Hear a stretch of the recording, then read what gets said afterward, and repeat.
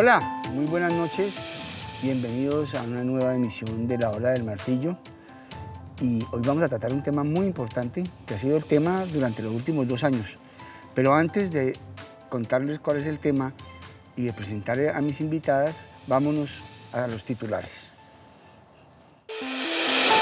Hoy, en La Hora del Martillo, el COVID-19. 2 años de zozobra de la mayor contingencia que hemos vivido como sociedad.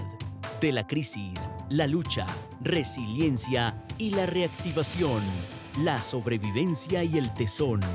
La Hora del Martillo. Conduce Diego Martínez Lloreda. Dirige Óscar López Noguera. Les recuerdo que este es un programa financiado por el FUTIC y les presento a mis invitados. A la izquierda mía tengo a la doctora María Eugenia Lesmes, secretaria de... ¿Dije mal el nombre? María, siempre, oiga, siempre me equivoco con su nombre. Qué cosa tan horrible. Bueno, la doctora María Cristina Lesmes, bienvenida. Además ha venido como 20 veces a La Hora del Martillo. Es increíble. Desde que estaba en la administración pasada, vino una vez. Bueno, secretaria de Salud del departamento. Y la doctora Lidia Osorio, que vamos a tratar de a ver si es epidemióloga, especialista en infecciones o algo así. Sí, solamente trabajo epidemiología de enfermedades infecciosas. Epidemiología de enfermedades infecciosas. Que esto es difícil, esto no es fácil. Pero muy bien. Bueno, entonces, ¿entramos de una vez en materia o vamos con la línea de tiempo? Vamos a ver una línea de tiempo de lo que ha sido el proceso de COVID en Cali y el Valle y después comenzamos con nuestras invitadas. Este informe fue producido por Dayana Arango. Dayana, buenas noches y adelante. Hola, muy buenas noches. Colombia llega a 2 años de pandemia, por eso hoy les traemos la cronología desde el día 1 en Cali y el departamento del Valle del Cauca hasta la actualidad, iniciando con el primer paciente positivo para COVID-19 en el municipio de Buga el 2 de marzo del 2020 y en la ciudad de Cali el 15 de marzo. El 21 de marzo se dio a conocer la primera muerte en Cali y el 24 de marzo se decretó una cuarentena en todo el país que terminaría el 25 de mayo. Pero dado el aumento de números de casos y de muertes, esta cuarentena se amplió hasta el 30 de julio del 2020. En agosto del 2020 se alcanzaron 226 casos diarios por millón de habitantes y más de 6 muertes por millón diarias. A finales de diciembre del 2020 se llegó a más de 1,9 millones de casos y cerca de 49.000 fallecidos. Para el siguiente año, 13 de enero del 2021, se dio el pico más alto en la capital vallecaucana, con 1.054 casos. Pero el 18 de febrero del 2021 llega una noticia positiva, pues Sandra Milena Herrera, profesional de la salud, fue la primera vacunada contra el COVID-19 en la ciudad de Cali. Posteriormente, el 25 de febrero, Buga, Palmira, Tuluá y Jamundí continuaron con el proceso de inmunización. Otra noticia positiva fue el 3 de abril que se dio de alta la primera paciente en UCI libre de COVID en Cali. El 27 de abril del 2021, reactivaron los primeros sectores económicos de industria y manufactura. El 16 de julio del 2021, de los 6.287 casos registrados en el Valle del Cauca, 4.580 eran de Cali. Luego llega el 24 de diciembre la variante Omicron, donde se dieron 47.000 casos en tan solo 17 días, y el 60% de estos eran debido a esta variante. Entre el 24 de diciembre y el 21 de febrero se cobró la vida de 1.581 vallecaucanos. Desde el 2020, cuando se registró el primer caso de COVID-19 en el departamento, y hasta la fecha, se han reportado más de 489.000 casos positivos por el virus y más de 13.400 vallecaucanos han fallecido. En este cuarto pico hubo 2 condiciones especiales. La primera, la más alta positividad en pruebas, y la segunda, la más baja letalidad. También recordemos que son los 16 municipios que podrán tener el uso libre de tapabocas en espacios abiertos si cumplen con el 70% de la vacunación con el esquema completo. Esta fue la cronología desde el día 1 en Cali, el departamento del Valle del Cauca, durante estos 2 años. Continúen ustedes en estudio con más información. Muchas gracias a Dayana. Estaba viendo el más reciente informe, que no era el último, del Instituto Nacional de Salud, que corresponde al día de hoy. 251 contagiados, 8 muertos a nivel nacional, ¿no? Y en el Valle hubo un total de 23 contagiados. Cuando vemos estas cifras, doctora, yo siempre me acuerdo de que usted me dijo, no una, sino varias veces, que esto llegaba hasta mayo. Abril. ¿Hasta abril, me dijo, o mayo? Abril. Bueno, abril, mayo, dejémoslo. Sí. Parece que le pegó usted en ese pronóstico. Desgraciadamente no, esto no ha acabado. Y nosotros tenemos 23 pruebas hoy positivas en el Valle, pero solo le tomamos a las personas adultas mayores prueba estando sintomáticas y no le tomamos a las personas sintomáticas menores, ni tenemos idea cuántos son los asintomáticos que están circulando. Pero sí creo que entramos en una fase diferente.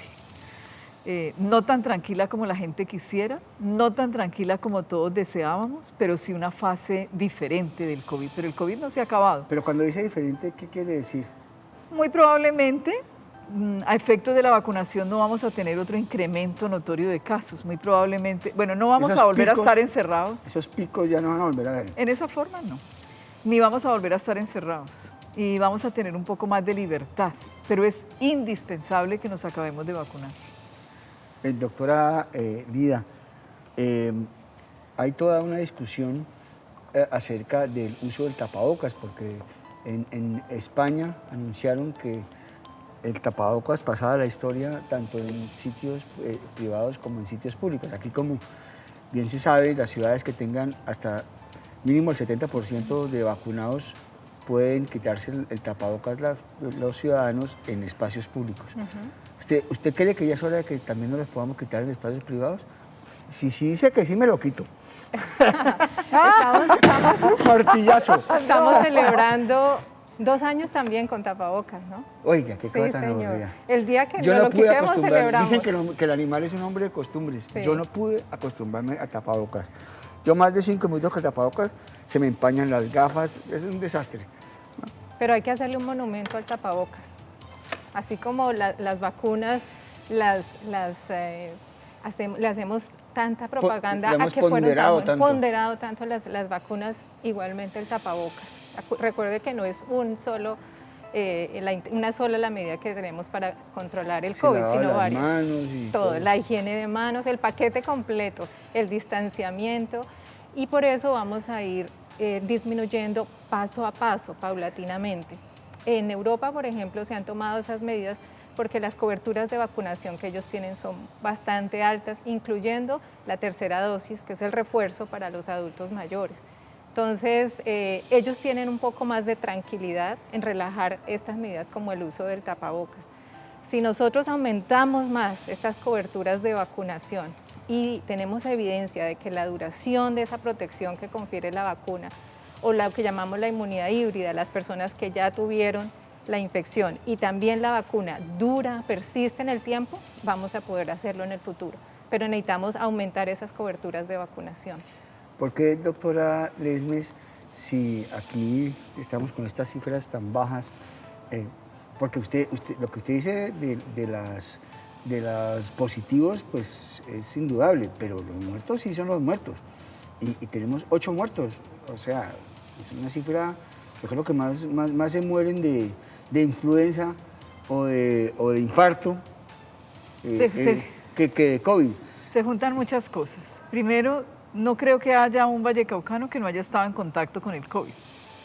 Es muy difícil que con 500.000 personas enfermas no haya habido una circulación de 10 por cada uno. Entonces, eso ha despertado alguna inmunidad.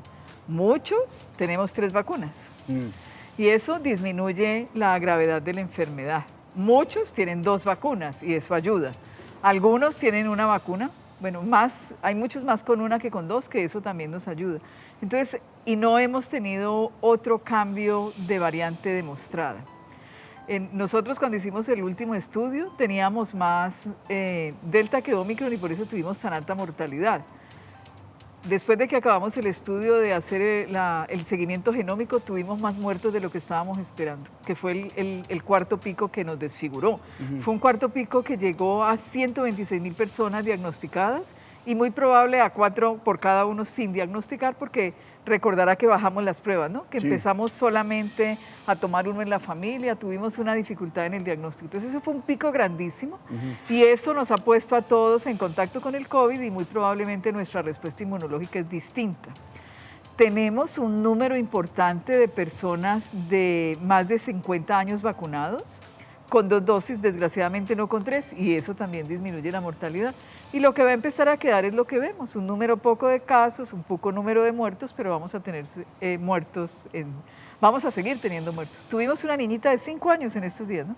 Qué cosa, ¿no? Es la número 21, menor de edad, de los muertos que ha dado el COVID. ¿Y por qué se muere una niña de 5 años? Porque había una comorbilidad fuerte, era una niña que tenía un problema genético de metabolismo y tenía una enfermedad difícil y el COVID se la llevó. De los 21 niños que tenemos muertos menores de 18 años, 20 tenían comorbilidad. Ok, doctora Lida, ¿a qué se debe la disminución? Estábamos hablando de off the record, pero se lo quiero preguntar on the record y también quiero oír la opinión de la doctora María Eugenia. María Cristina. Después le cuento un cuento que pasó con un escritor en un conversatorio con Juan Gabriel Vázquez. Le dije, Juan Gabriel, le advierto que yo le voy a decir Juan Gabriel Velázquez toda, porque se me metió aquí. Oiga, y la primera, bueno, Juan Gabriel Velázquez, hábleme de su último libro. Horrible. Doctora, ¿a qué se debe el descenso? ¿Se debe a la inmunización por la vacuna? ¿Se debe a la inmunización natural por la gente que está enfermada? ¿O se debe a que el Omicron es menos letal? A todas las anteriores y otras. Normalmente los comportamientos de todas las epidemias tienen un incremento, un pico y un descenso. O sea, independientemente de lo que hagamos, el comportamiento natural en una epidemia es que va a descender en algún momento. Y eso por teoría de epidemias significa que el número de personas susceptibles a infectarse y a desarrollar síntomas ha disminuido por un umbral que hace que ese virus contagie menos personas. ¿Se acuerdan del famoso R0, R1, RT? Eso. Entonces ese R empieza a ser menor que 1. Entonces una persona infectada va a contagiar ahora está en 0 puntos a no sé menos. cuántos. Exacto. Doctora, la voy a interrumpir un segundo porque tengo un compromiso comercial Claro, y ahora por gusto. volvemos.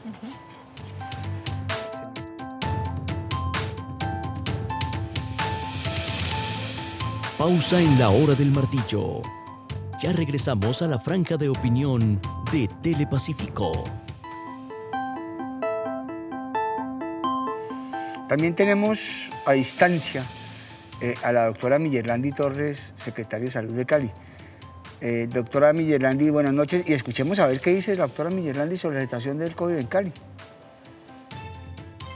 Después de tener 2 años en la ciudad de Cali, de vivir la pandemia, tenemos hasta el momento, de acuerdo con los registros, 380.000 casos confirmados y 8.621 hasta el día de hoy personas fallecidas por COVID en nuestra ciudad.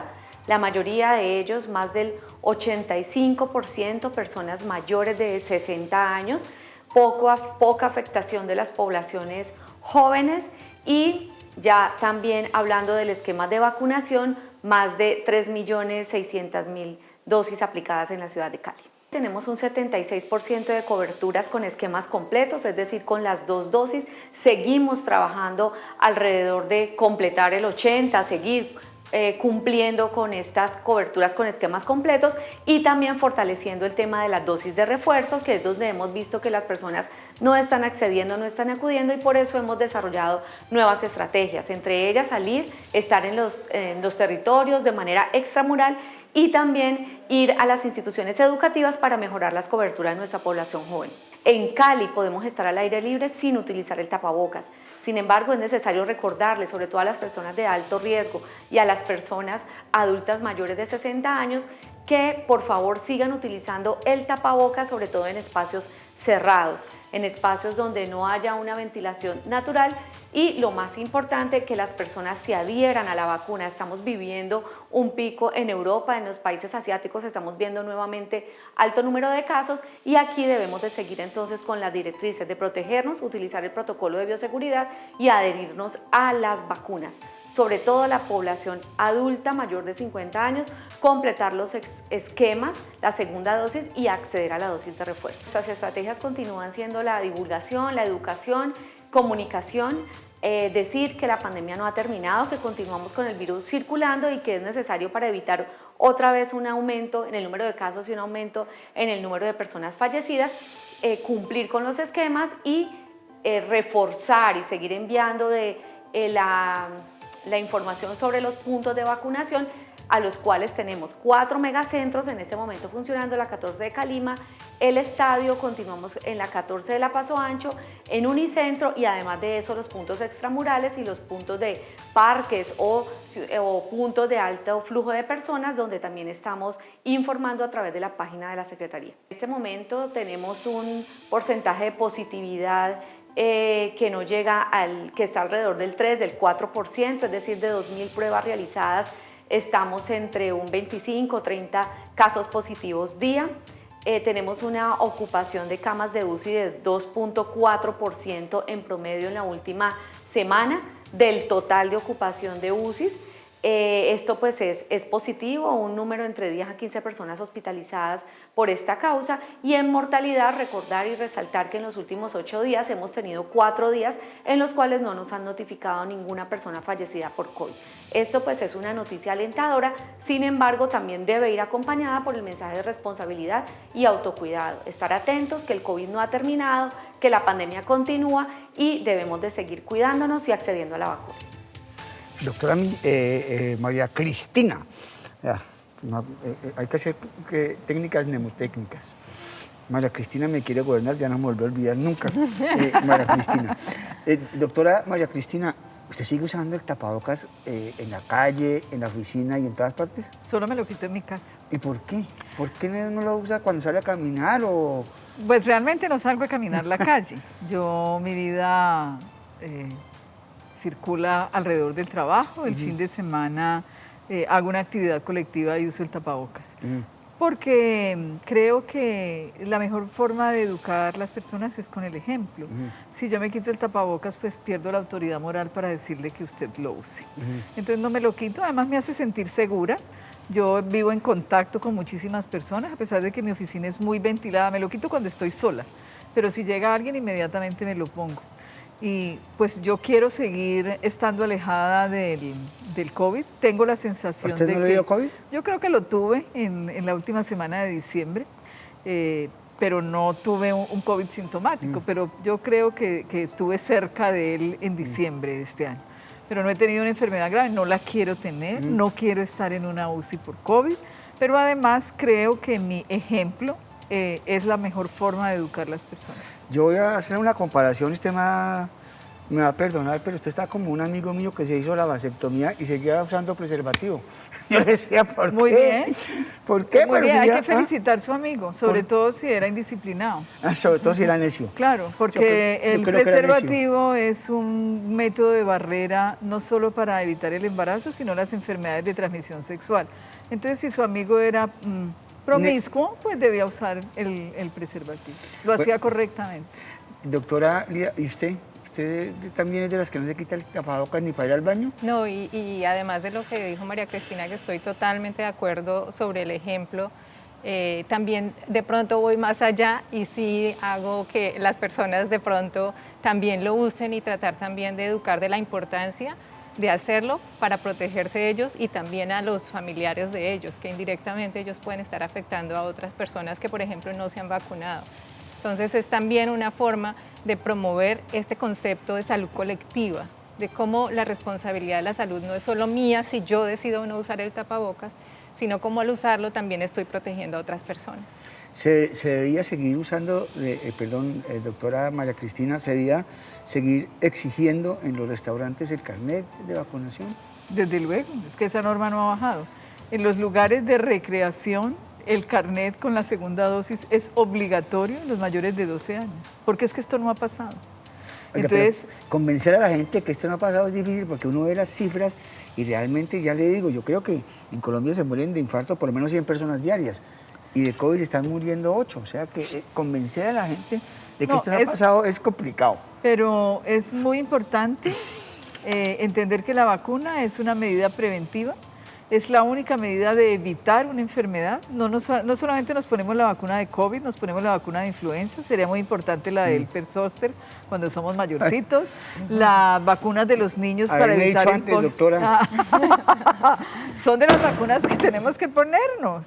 Entonces, el COVID es una enfermedad que llegó y llegó para quedarse. Este virus no desaparece. Vamos a seguir teniendo COVID siempre. Entonces, así como yo me pongo la influenza cada año, así vamos a ponernos, ojalá en la vacuna de virus de la influenza, que tiene muchos virus, algún día venga la de COVID incluida. Entonces nos ponemos nuestra vacuna para evitar esta enfermedad, que va a seguir produciendo enfermedad grave en algunas personas. Doctora, pero ¿cada cuánto vamos a tener que vacunarnos? Y también, ahora tengo una pregunta a la doctora Lía, pero a usted le quiero preguntar, ¿cuánto tiempo nos va a tocar vacunarnos contra el COVID? ¿Cada cuánto tiempo, mejor dicho? Lo que pasa es que esta es una vacuna nueva, que hemos venido observando que pierde su gran efectividad a los 6 meses. Estamos viendo cómo pasar todas las vacunas, cómo pasar todas las vacunas a la metodología nueva, la que pudimos usar con Pfizer y con Moderna. Es un paso adelante a la vacunación y la esperanza es que nos toque una dosis por año y que se mire cuál de las variantes está circulando y cuál es la vacuna efectiva. Esto es un proceso del desarrollo de la ciencia que va a seguir y esta es una enfermedad de las nuevas que se quedó. Doctora Lía, ¿cuál va a ser la próxima epidemia? Porque la gente nos dice, ya salimos de esta y vamos para otra. Es tan factible por la movilización que tiene la gente, por este mundo globalizado, que las epidemias se reproduzcan más fácilmente hoy en día? Yo creo que sí, porque, bueno, primero hay una capacidad de detectarlas mejor de lo que había antes, ¿no? En nuestros sistemas de información, la capacidad de hacer las pruebas de laboratorio, el secuenciamiento genómico que se logró tan rápido, por ejemplo, con el virus del SARS-CoV-2. Pero no solamente eso, sino la relación que estamos teniendo con la naturaleza. Los estudios más recientes muestran cómo sí hubo un foco muy importante probablemente de ese salto. ¿Se sabe de dónde salió el COVID? Al fin se ha comprobado que fue de que los chinos comían murciélagos. Hay 2 artículos que salieron recientemente muy buenos, me parecen estudios muy bien hechos, con los primeros casos en este mercado de la ciudad de Wuhan. Y ellos encontraron positivos no a los animales que estaban en ese momento, pero sí encontraron positivos jaulas y el alcantarillado y algunas de las superficies en la zona donde, por ejemplo, la máquina con la cual le quitaban el pelo y las plumas a algunos de estos animales estaban positivos. No se sabe muy bien si pudo haber llegado una persona y contaminar esas superficies, pero se infiere que puede ser más bien la parte de los animales. Entonces, esos mercados donde tenemos vida salvaje, en contacto tan frecuente con los seres humanos y tan estrechos, son escenarios de riesgo. Como el ébola, eso lo tenemos que revisar. La producción de animales en masa, o sea, tener 50.000 pollos confinados, llenos de antibióticos, en contacto tan cercano con los seres humanos, también son escenarios muy propicios. Entonces sí hay que revisar los modos de producción porque estamos generando escenarios propicios para el próximo virus. Bueno, vamos a otros mensajes muy interesantes y regresamos con estas expertas en el COVID.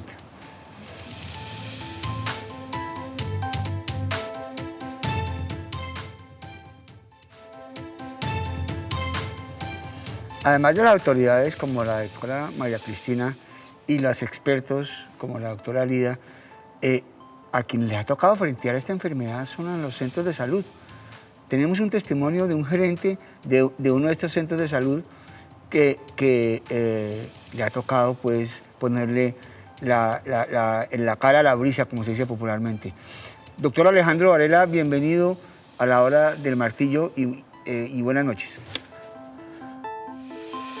Han sido 2 años de grandes transformaciones, de muchos aprendizajes, de una resiliencia enorme del personal de la salud, de grandes cambios. Yo creo que ha sido el momento en que el sector salud más ha cambiado, más se ha transformado. Logramos tener unos protocolos bastante afinados, un proceso de atención muy cálido, muy humano, pero siguiendo los más altos niveles técnicos, con resultados bastante buenos frente al desenlace clínico de nuestros pacientes, que casi todos eran muy complicados. Nosotros no tenemos servicio de urgencias, los pacientes que nos llegaban directamente a la UCI, y precisamente pues eran los pacientes que tenían unas complicaciones enormes que nos tocaba entrar a resolver. Fue de la parte humana lo más difícil, que fue la comunicación y el relacionamiento con los familiares. Recuerde que se establecieron una serie de medidas que impedían que la gente entrara a visitar a sus familiares. Entonces nos tocó pensarnos, primero, cómo era que nos íbamos a comunicar con los familiares, cómo los íbamos a mantener informados, cómo íbamos a solucionar sus angustias, porque es que uno de los factores clave de la recuperación es el apoyo de su familia, de su grupo social. Yo diría que hubo 2 momentos muy complejos en la parte inicial, cuando se nos empezaron a infectar nuestros colaboradores, no aquí dentro de la clínica, sino en la reunión familiar. Y el otro momento muy complicado, digamos, fue con el estallido social, que también tuvimos, digamos, personas de aquí que estuvieron 5, 6, 7 días durmiendo en el hotel de al lado, pero yo creo que el resultado y el balance que nos deja estos momentos tan difíciles, pues es bastante positivo para nosotros como una sociedad pues local, regional y global también. Muchas gracias al doctor Varela, y pregunta para las dos, pero primero con la doctora María Cristina. No se me vuelve a olvidar el nombre nunca. Doctora María Cristina, ¿usted cree que esas decisiones que se tomaban al principio, como el confinamiento, esas decisiones un poco radicales, eso de tenernos encerrado 3 meses, fue inútil o sirvió para algo? No, fue lo adecuado. Cuando yo miro para atrás, creo que se obró correctamente. Quizás nos demoramos en ponernos el tapabocas. Quizás lo único que pienso que no hicimos correctamente fue habernos puesto el tapabocas rápidamente. Si nosotros no hubiéramos tenido ese espacio, nuestros picos hubieran sido más rápidos y no hubiéramos tenido donde atender la gente. A mí me queda la enorme satisfacción que de los casi 15.000 fallecimientos, murieron en casa algunos por decisión propia, pero ninguno no atendido. Y eso lo logramos porque tuvimos un espacio. En el mes de abril del año 2020, nosotros estábamos buscando ventiladores desesperadamente. Los primeros ventiladores, nosotros tratamos de comprar... Fue como por temas, ¿no? Perdón, 300 ventiladores. Fue como por temas. Primero los ventiladores, después el tapaboca, después eran como iban viniendo las cosas. Pero sabíamos que necesitábamos unidades de cuidados intensivos, sabíamos ya que era una enfermedad gravísima, y en abril del año 2020 yo firmé el contrato para comprar 300 ventiladores y me ofrecieron entregármelos en 15 días. No fue cierto. Y ya estábamos en abril. Nosotros logramos tener los ventiladores entre mayo y junio y logramos abrir las camas el resto del año y logramos atender. ¿Los ventiladores siguen siendo necesarios todavía? Claro, son personas que entran en un fallo respiratorio y el pulmón no funciona, el pulmón se vuelve como un vidrio esmerilado, no respira, entonces se necesita un respirador para las personas. Ya hemos cerrado 70 camas de todo lo que abrimos y vamos a cerrar muchas más, pero en ese instante era necesario. O usted conectaba a una persona al respirador o iba a tener una muerte ahogado terrible. Entonces, si no lo hubiéramos hecho, no hubiéramos alcanzado a comprar las camas, los ventiladores, los monitores y todo lo que hubo que comprar. ¿De qué piensa al respecto? ¿Lo del confinamiento fue una exageración, fue precipitado o fue oportuno? Es tan oportuno que hoy en día todavía lo están aplicando en algunos sitios para tratar de contener la transmisión. Si no hubiera sido por las vacunas, hubiéramos tenido más confinamientos, hubiera sido tal vez la única estrategia que hubiera funcionado, especialmente con Mu y Omicron, hubieran sido absolutamente imposible controlarlas si no se hubiera tenido la vacuna y hubiéramos tenido que tener otros confinamientos. Un médico me decía a mí pues una hipótesis que no creo que tenga mucho sustento científico, pero puede ser o no puede ser, que el comienzo del fin de esto fue la aparición precisamente de Omicron, dada su alta contagio y su relativamente baja letalidad. ¿Usted qué piensa al respecto? Sí, la ventaja de Omicron de alguna manera es que ya ocurrió cuando había un porcentaje de la población vacunada. Entonces, de alguna manera actuó como un refuerzo frente a las personas que todavía no habían mantenido esa inmunidad duradera. Sin embargo, es una visión optimista, ojalá que sí, es un escenario que ojalá que se dé y que con la llegada de Omicron nos sirva como de esa inmunidad para que no vamos a tener un nuevo pico tan alto.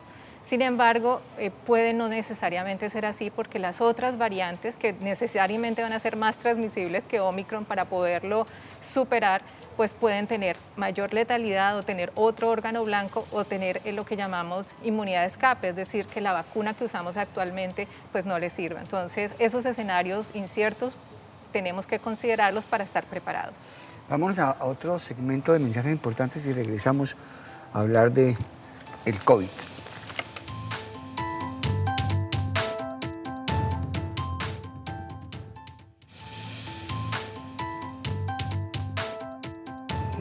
Bueno, doctora María Cristina Lesmes, ¿será que este es el último programa que hacemos sobre el COVID? Por lo menos hasta junio yo creo que sí. ¿Y por qué hasta junio? Porque yo creo que vamos a tener este espacio de bajo número de casos. Tengo la expectativa de que el gobierno dé por finalizada la emergencia sanitaria. Parece que es un hecho, ¿no? Ojalá. ¿Y por qué quiere usted que por terminar la emergencia sanitaria? Porque tenemos que empezar a trabajar en otras cosas, porque la pandemia, además de los casos y los muertos, deja consecuencias en salud, sociales y económicas muy graves que hay que empezar a incidir en ellas. Entonces, con tapabocas quisiera empezar a trabajar en otros temas. Sin quitarme el tapabocas. Pero además vacunando, logrando una vacunación masiva en lo que nos falta. Quisiera que los padres de familia nos acompañaran vacunando a sus niños y quisiera que todos los adultos se pusieran su dosis de refuerzo. Sería muy importante y con eso podríamos seguir con un COVID limitado. ¿Usted cree que este es el último programa que vamos a hacer aquí sobre el COVID, doctora Lida? Diego, yo confío que vamos a mantener la comunicación del riesgo ahora más que nunca, porque si no mantenemos hablando del COVID, de verdad las personas lo van a olvidar. Entonces hay una gran responsabilidad de los medios de comunicación que aunque no tengamos estos titulares, ¿no? o estas imágenes de cuidado intensivo de los hospitales colapsados, sí mantengamos la comunicación y está reportando estas cifras y la importancia de mantener todavía las medidas de bioseguridad. Y creo que vamos a hablar de COVID junto con todos los otros eventos de interés en salud pública, porque va a ser uno más de todos los otros. Tenemos que hablar de COVID, de tuberculosis, de HIV, de sífilis, de muchas otras enfermedades a las cuales también debemos darle tanta importancia como el COVID y que también tienen un impacto no solamente en mortalidad, sino también en calidad de vida. Pues nos pareció interesante indagar qué tanto le tocó asumir al sector asegurador pues con esta pandemia. Escuchemos al doctor Carlos Varela de Fasecolda, que nos va a contar cómo fue ese panorama.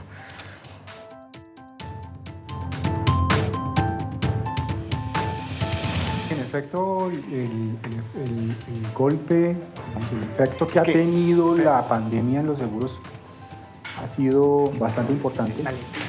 Con decirles que es el macroevento más representativo que ha tenido que soportar el sector en sus 150 años de existencia. Hemos pagado fundamentalmente en pólizas de vida y de seguridad social, que son digamos, seguros de personas, cerca de 2.9 billones de pesos. Todavía hay algunas reclamaciones que siguen llegando, por supuesto, muy pocas en relación con lo que se presentó en los años pasados. Y los seguros más afectados fueron los seguros de vida grupo, vida individual, tanto voluntario como vida deudor, que tuvieron incrementos de cerca del 100% de siniestralidad. Y terminaría diciendo que tuvimos que atender en los seguros de vida cerca de 77.200 reclamaciones. La mayoría de ellos son reclamaciones por muerte. solamente en los seguros de vida. Ya en los seguros de la seguridad social también hubo un aspecto muy importante, pero quizás lo podemos desarrollar más adelante. En las pólizas de salud tuvimos que atender cerca de 1.3 millones de solicitudes de servicios, tanto hospitalarios como domiciliarios, solamente en las pólizas de salud. Y en el conjunto solamente los ramos de vida, porque estamos hablando, esos 2.9 billones de pesos incluyen salud, vida y riesgos laborales principalmente. Solamente en los seguros de vida y personas tuvimos que pagar 1.6 billones de pesos. Un tema también me parece interesante es destacar que las compañías de seguros, las administradoras de riesgos laborales, por el lado de los riesgos laborales, cabe recordar que el Ministerio de Salud y de Trabajo declararon como enfermedad laboral para las personas que trabajan en el sistema de salud el COVID como enfermedad laboral. Entonces, hubo unas erogaciones muy importantes que tuvo que hacer el sector asegurador, no solamente por las atenciones que se dieron al personal de la salud, sino también por los elementos de protección médica que las ARLs adquirieron y que entregaron a las instituciones de salud. Estamos hablando de cerca de 780.000 millones de pesos. De estos 321.000 millones de pesos corresponden a la entrega de cerca de 205 millones de elementos de protección personal para las diferentes entidades de salud a lo largo y ancho del país. Y quizás esta última cifra, y es 486.000 millones de pesos que pagaron las administradoras de riesgos laborales por casos de muerte o atención en salud a las personas que trabajan dentro del sistema, protegiendo a esa primera línea de trabajadores que por supuesto que fueron nuestros héroes durante la pandemia. Doctora Lida, usted es epidemióloga, o sea que es experta en epidemias. ¿Usted alcanzó a vislumbrar que una situación como la que se presentó con el COVID podíamos vivirla? Nunca, no. Uno veía esas películas, doctora María Cristina, del cine, que epidemia y que no sé qué, y uno decía, está tan exagerada. Está todo el mundo encerrado, ¿eso qué es? Yo había conocido muy de cerca por personas que conozco en la OMS que habían trabajado en las epidemias anteriores de SARS-CoV-1 y MERS, que es la enfermedad del Medio Oriente, que también son coronavirus, y lograron contenerlos. Y luego hubo epidemias en Corea del Sur y también lograron contenerlos. Y cuando escuché de que era un coronavirus, yo dije, también lo van a contener, o sea, no nos preocupemos, en China saben muy bien, son realmente experimentados en qué es lo que hay que hacer. Pero no conocíamos en ese momento que este virus se transmite antes de tener síntomas. Eso es una gran diferencia con los otros dos virus anteriores. Y ese hecho hizo que este virus se expandiera rápidamente. Y ahora tenemos además información que el hecho de una persona contagiar a otras hace que se reproduzcan los síntomas muy rápido. En menos de 2, 3, 5 días ya la otra persona está presentando los síntomas. Entonces la curva no es así, sino que es así, porque depende no solamente de cuánto se transmite, sino del tiempo en que tenemos uno y otro caso. Entonces, esa información clave no la teníamos en ese momento al inicio de la pandemia, sino después, cuando llegó a Europa y se hicieron esos estudios. Y ahí fue que los modelos ya mostraron que si no se hacía nada, la curva iba a ser muy alta y que al aplanarla nos iba a durar un par de añitos y probablemente no iba a ser controlable como las otras, que iban a mantenerse confinadas. Perdóneme, ¿usted cree que la humanidad salió bien librada de esta pandemia o salió mal librada? Tiene un costo muy alto, porque no es el costo solamente en vidas. Tenemos un costo social y un costo económico muy importante. La afectación en las otras esferas de la salud, la afectación en la salud mental, entre nosotros, la pérdida de la capacidad económica, el incremento de la violencia. Los niños, por ejemplo, me angustian mucho. Los niños llevaron la peor parte. Perdieron un año académico, fueron sometidos a todo tipo de violencias. Yo tengo un sobrino que me tocó verlo, lo que era una clase. Oiga, y un pelado de 5 años está atento 5 minutos, Claro. a los 5 minutos ya está totalmente disperso. Ellos perdieron un año, más de un año académico. Miremos que un tema que usted alcanzó a mencionar y que creo que se va a comenzar a ver ahora es el tema de los efectos mentales de la pandemia. Miremos a ver qué dice la psicóloga Gloria Hurtado, más conocida como Gloria H, al respecto. Sin lugar a dudas que la revolución más grande que pudo generar la pandemia fue encontrarnos con la salud mental y emocional de las personas. A la salud mental y emocional la afectó de acuerdo a la historia que traías, no solamente las circunstancias de ese momento, sino que cada quien afrontó con su propia maletica la situación del momento. Disparó muchísimas cosas, la violencia intrafamiliar fue apoteósica, es decir, disparada a morir. No es lo mismo estar en un recinto de 50 metros cuadrados, 6 personas viviendo, a una casa más grande donde la gente pudiera vivir en cuartos diferentes. Todo lo que ha cambiado la manera de mirar el trabajo. Eso es una cosa impactante. Ya la gente no quiere vivir para trabajar, sino que su vida sea diferente. Entonces, allí es una de las revoluciones más grandes que ha sucedido con la pandemia y creo que es uno de los beneficios de la pandemia. También emocionalmente las parejas encontraron que aquella idea de que todos junticos siempre te adoro, quiero estar cerquita de ti, terminó siendo pavoroso. Muchas cosas de nuestra vida cambiaron. Otra de las cosas gravísimas, quiero saber qué le va a pasar a las oficinas, a los espacios de oficina, que son de los más golpeados porque la gente ya no necesita una oficina para reunirme contigo. Yo puedo tener un celular y yo no necesito la oficina. Entonces estamos hablando de violencia intrafamiliar, espacios distintos, proximidad de las parejas en crisis. Realmente podríamos hablar de muchas cosas, pero nos cambió. Por más que la gente diga que no cambió, nos cambió la vida, nos cambió el sentido de generosidad, pasar por la calle, encontrarte con las desigualdades tan violentas, con gente en tu propia familia que no tenía que comer, con gente que le cambió la vida, pudo despertarte la solidaridad o el miedo. Realmente somos diferentes a través de la pandemia.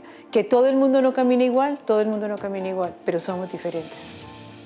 Bueno, se me está acabando el tiempo, pero yo no quiero que este programa se finalice sin antes preguntarle a mis invitadas por un tema que tocó Gloria H, los beneficios de la pandemia. ¿Qué beneficios nos dejó la pandemia, doctora? Para nosotros, como red hospitalaria, el crecimiento de la red, el desarrollo de los laboratorios, el avance de la ciencia, la innovación en las vacunas, aprendimos a vivir distinto, reconocimos el valor de la salud. Hay ganancias en todas las desgracias y en la mejoría de la oferta de servicios de salud del departamento es muy importante. Una pregunta para usted, ¿qué beneficio nos dejó la pandemia? Hay muchas No solo al sector médico, sino a la sociedad en general, al ser humano. Sí. Para mí el más importante es revisar las lecciones aprendidas y una de ellas es que uno responde ante una crisis con lo mejor que tiene. Si lo mejor que tiene es su servicio de salud, ese lo va a salvar de una crisis. Si lo que mejor tiene es su ejército, ese es el que lo va a salvar. Entonces tenemos que ser muy fuertes en nuestra salud pública para responder mejor. Y el otro gran beneficio es la belleza de la ciencia y la invitación a las personas a valorar la ciencia y la capacidad científica que puedan tener sus países. Es un asunto de seguridad nacional que nos puede salvar. En esta ocasión hubiera sido muy diferente sin vacunas, sin investigación, sin medicamentos y sin capacidad de atender. Creo que ese es para mí el gran beneficio de la pandemia, es valorar la ciencia como una forma de tener autonomía y seguridad nacional. Bueno, pues yo creo que estamos llegando al final del programa. No sé si quiere agregar usted, doctora, algo como conclusión. Yo creo que la pandemia también nos dejó la forma de valorar la vida de otro modo. El entender que es muy importante el hoy y no el mañana. Y la necesidad de lograr soporte social. Creo que también es importante el evidenciar nuestra inequidad y la profunda pobreza, la necesidad social de modificarlos. ¿Usted cree, ya para terminar, que los seres humanos somos mejores ahora después de la pandemia o eso nos pasó y como un rayo de luz? Yo creo que cada uno haremos nuestra propia reflexión, ¿no? Creo que habrá circunstancias que favorecerán que tengamos una respuesta positiva ante las dificultades como esta y otros que pueden reaccionar diferente. El mensaje final para mí es que la pandemia no ha terminado, el COVID sigue con nosotros y va a seguir y necesitamos incorporar todas estas medidas de prevención, la higiene de manos, el tapabocas, el distanciamiento y la vacuna en nuestras vidas. Bueno, pues le quiero agradecer a la doctora María Cristina Lesmes, no les voy a decir María Eugenia nunca, y a la doctora Lida, que casi le digo Gladys, también es que tengo un problema con los nombres complicados, pero salí invicto con usted. Por su presencia, yo creo que ha sido muy ilustrativo. Espero que sea el último programa que vamos a hacer sobre el COVID. Haremos sobre estos temas. Les recuerdo que este programa es financiado por el Fondo FUTIC y muchas gracias por estar con nosotros y dentro de 8 días volveremos con un tema diferente.